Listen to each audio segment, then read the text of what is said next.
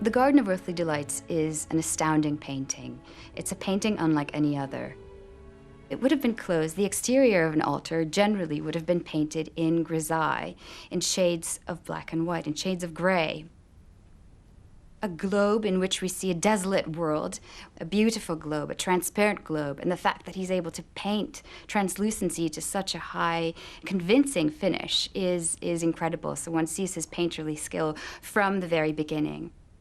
What is actually depicted is the third day of creation, and we see God the Father, a tiny little God the Father in the upper left, doing the creating, but the creating is much grander, and so we're looking at the macrocosm on the exterior, and we're seeing it in black and white. And then we open the shutters.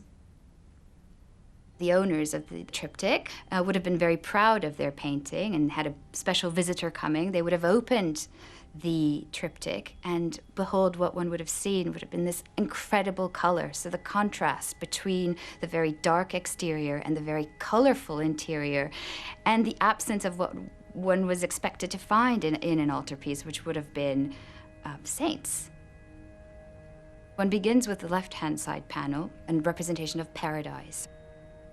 One only sees a single scene, in a way, which is an unusual one, the presentation of Eve to Adam.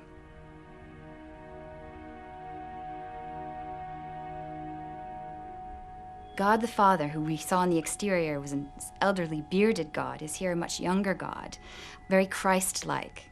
Whilst you don't have the expulsion of Adam and Eve in the images themselves, you have the implications of the fall of man. You have all kinds of ominous sort of animals, three-headed animals. You've got animals eating one another, ominous symbols in the nature that surrounds Adam and Eve.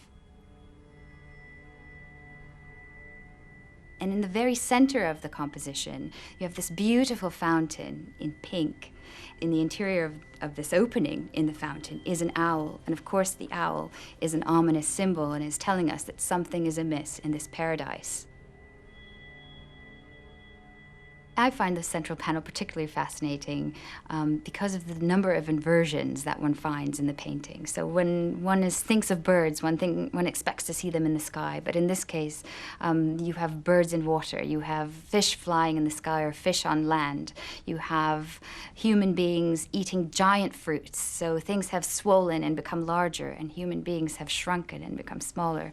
The birds, some of the birds in the middle ground, one of them has the most beautiful blue feathers. The very painterly way in which he treats these birds, and the detail with which the time he spends in painting them, and the figures themselves, the human beings that he paints, are much less highly finished, much more quickly painted. So it's an inversion in the way in which he treats man and animals. You would think that he would spend more time painting the figures, but in fact he seems to be spending more time painting the animals.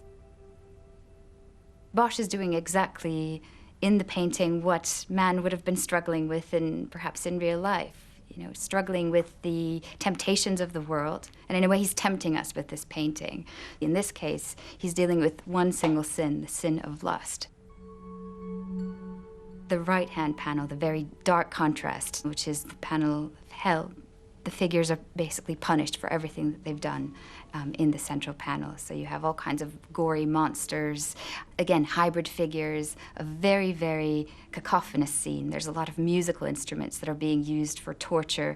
So that is something that's quite important about Bosch as well, is whilst his paintings are very visual, and of course the Garden of Earthly Delights is a very visual painting and it entices you to look closely and for a very prolonged period, it's also a very loud in a way, and it evokes a lot of sound.